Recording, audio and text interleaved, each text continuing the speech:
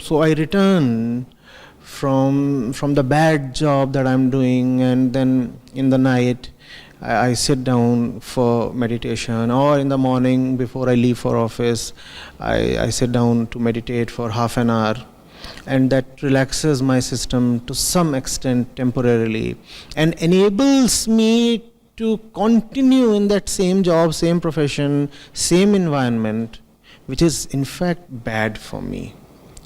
Now, this kind of stress relief or this kind of meditation is actually becoming an enabler for the wrong thing.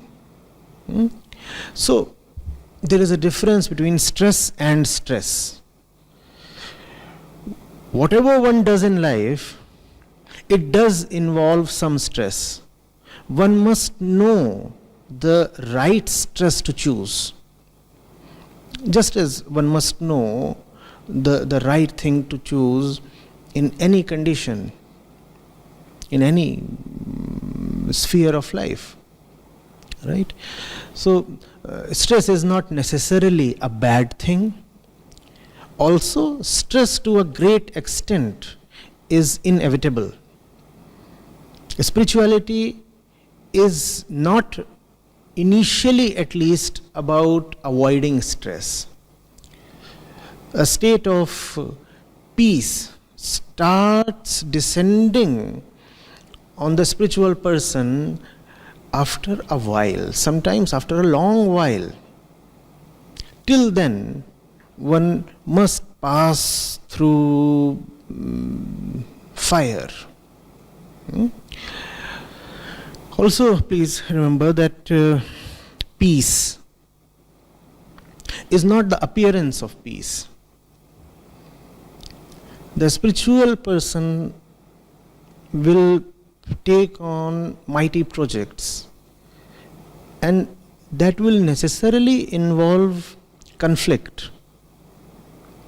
We are not talking of fairy tales here, we are talking of the real world. And in the real world, when you want to do something important, something really meaningful, there is conflict. Peace, therefore, cannot mean an appearance of peace.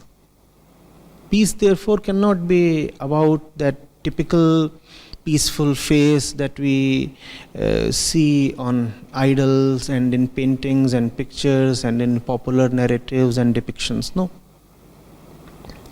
Peace is something that inwardly allows you to continue doing the right thing even when externally there is a total lack of peace. Externally there might be noise, chaos, great turbulence, and still you manage to stay put. That is peace. In that sense, peace or freedom from stress is indistinguishable from truth, from silence, from all the great qualities that one associates with spirituality. Peace is not about carrying that sublime smile and walking around like you have nothing on your shoulders, no loads, no baggages, no tensions. No, that's just an appearance of peace. It's quite deceptive. More importantly, it's self-deceptive. Thank you, sir. That was quite enlightening. It clarified a lot of doubts which people generally have. So lastly, I would also like to ask you that it's very clear that outer growth has its own drawbacks. When people start going for outer growth, they start to consume. And excessive consumption leads to global problems like climate change, pandemics. In fact, scientists are very clear that unless something drastic is done, man is on the verge of extinction. And as we discussed, internal growth also has a great value, but there is a certain amount of outer growth that is also required for internal growth.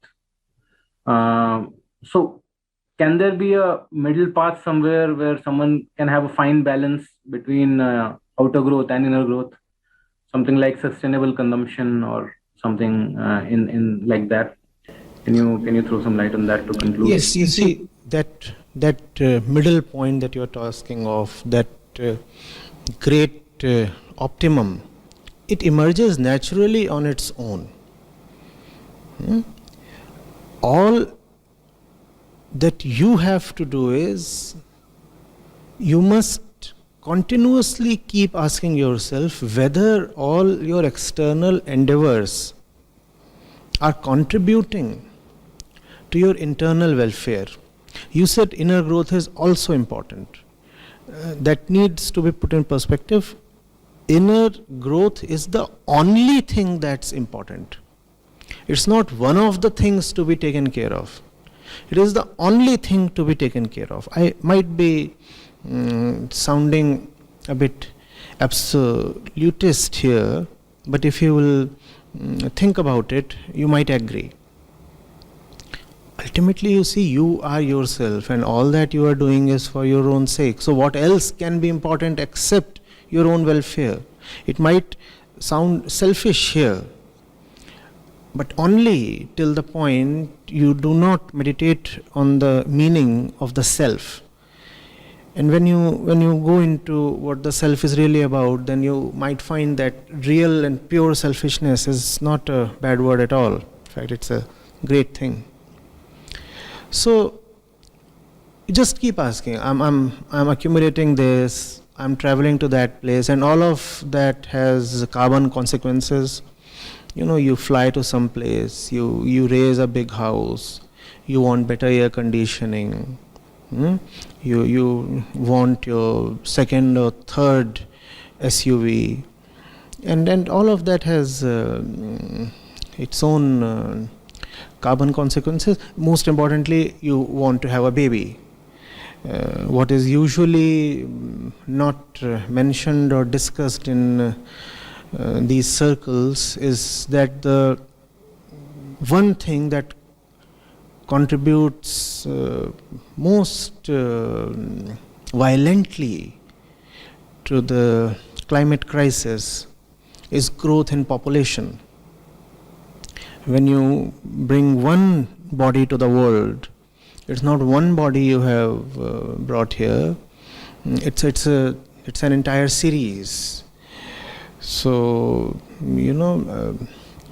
if you want to reduce your carbon footprint by, let's say, 100 units, then up to 70 or 80 units of that can be achieved just by having a baby less.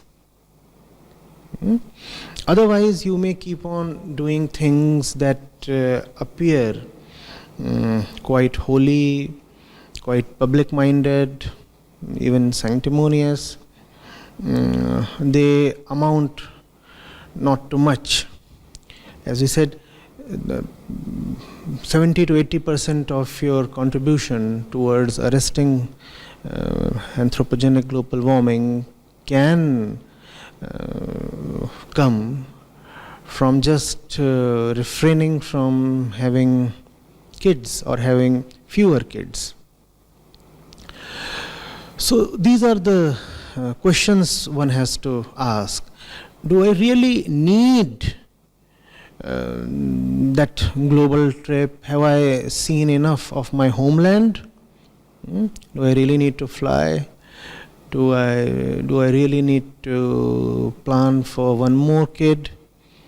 Do I really need to do this, do that? We all, we are pretty aware people. We know to what extent carbon is released in what kind of activity.